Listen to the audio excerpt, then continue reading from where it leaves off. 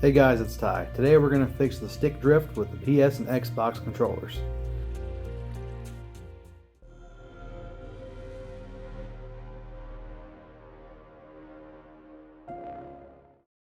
This is what I look like, the entire repair. Just so you know, keep this in your mind. These joysticks can be bought online on eBay. You can get a big baggie full. So first you're going to need your pry tool here to get your grip covers off.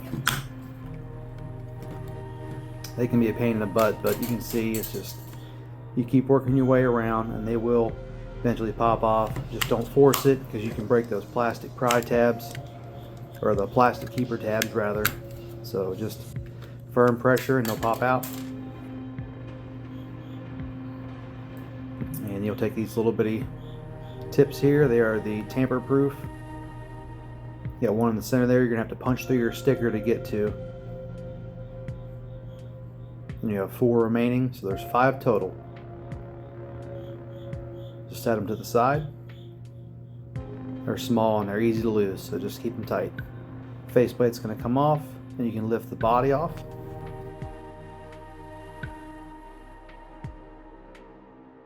And we're just going to remove these thumb covers from the joysticks. And now's a good time to upgrade your D-pad here. So what happens is these little bitty tabs, you bend them out, and that's going to return your D-pad to the center. So sometimes these triggers will run to the right, left, up, or down. And all you're doing here is increasing the spring resistance on this, so it makes it nice and crisp. I'm going to show you the back side of these joysticks and how many solder joints you actually have. There's quite a bit. You can get to this side okay, easily. This side over here is hidden behind the joystick, so we have to remove this plate by taking out these 2 screws. First we're popping off the connector wire here, and then we're going to use the tool for the T6. Take these screws off so we can separate the lower and upper plate. Remove the film, and don't do as I did here. I put a little bit too much pressure. I had to slow-mo it, but it does pop right off of there. Luckily I didn't break any wires.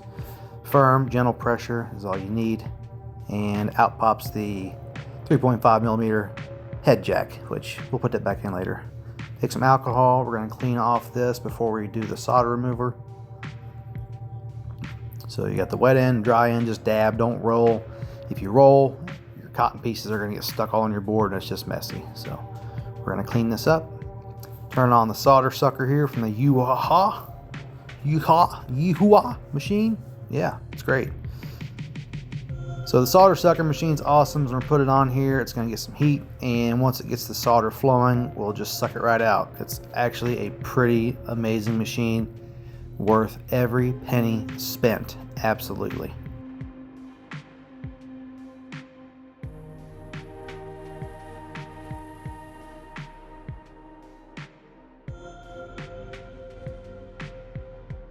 When you've removed the solder from all the joints, apply a little bit of pull pressure, not too much. They should literally just fall out. I mean, there's nothing there to really hold them on anymore, and if you're feeling resistance, recheck your solder joints and resuck. Do what you got to do. You do not want to tear your board. So these both fell out fairly easy. I mean, you can look at it, that solder sucker does a great job. Just clean your board here with a little bit of alcohol on the swab just to clean any residue. Then you're going to carefully place your new joysticks through the board. Make sure your tabs are not bent, they're nice and straight. Once you get these placed on the board, they usually won't fall out. I've had some, the tabs were very, very straight and they did just fall out, but you'll have to hold a little pressure on there to keep them where you want them. But for now, we're just going to switch over to the soldering iron. We're going to apply some of this Chip Quick Flux. It's great stuff. We've never had any problems with it. Flux allows the solder to flow. That's what Flux does. So we're going to hit each of our legs on here. And once this is done with the flux, we are going to solder 2 opposing side legs here just to secure the joystick to the board, and then we're going to verify placement.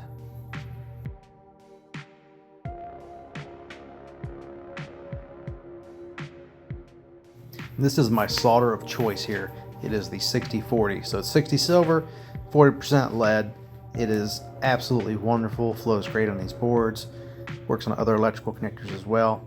So I'm going to go ahead and burn in just 2 connector leads on here to secure the joystick.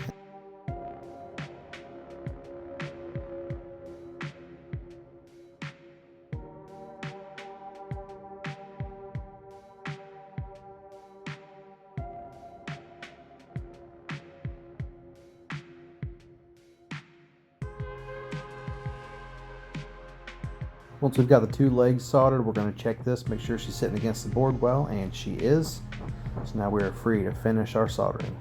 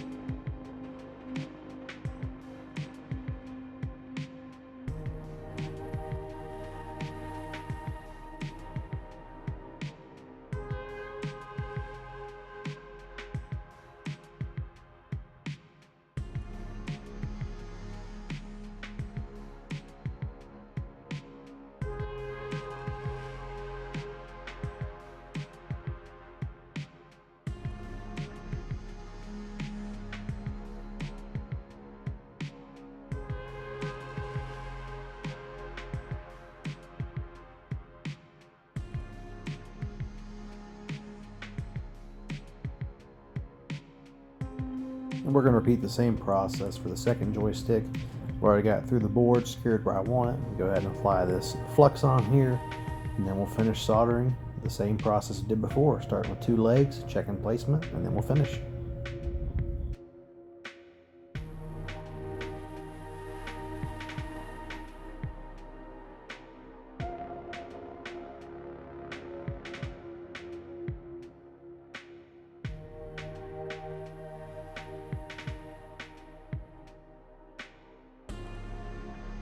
And you are free to do this however you like. I just like to do two soldering joints before doing all of them and then realizing my placement's bad. So this is just kind of something I do. You do a couple, make sure it's where you want it, and then you're good to go. Just take your time. You know, it's an art form as much as it is work. So just, you know, make sure it's right before you finish it.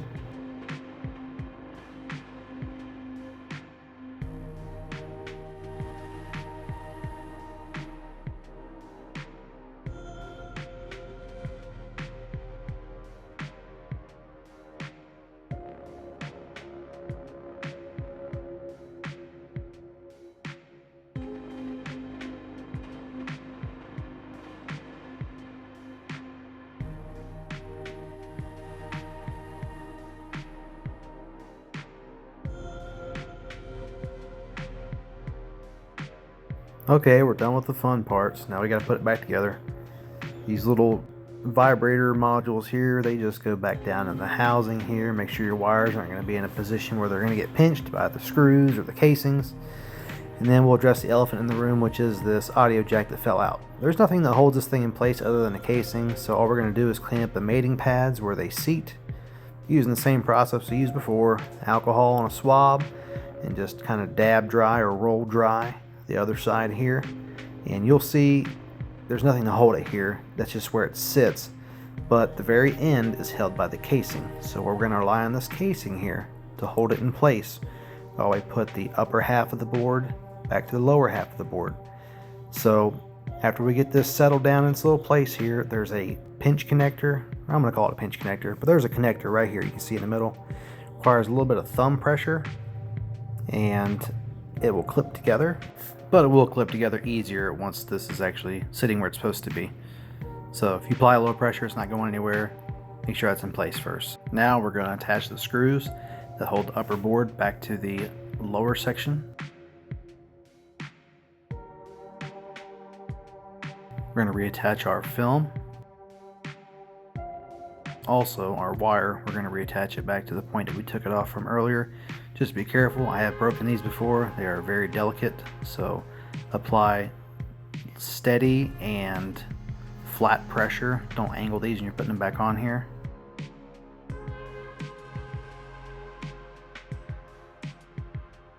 Then we'll throw the back cover back on, just making sure that your battery prongs are stuck through, as shown here. Don't throw your screws in yet, go ahead and flip it around, and we're going to put our thumbstick back on each of our joysticks before we forget. Slip the cover right back on here, make sure everything's nice and tight. Put our screws back in and retighten.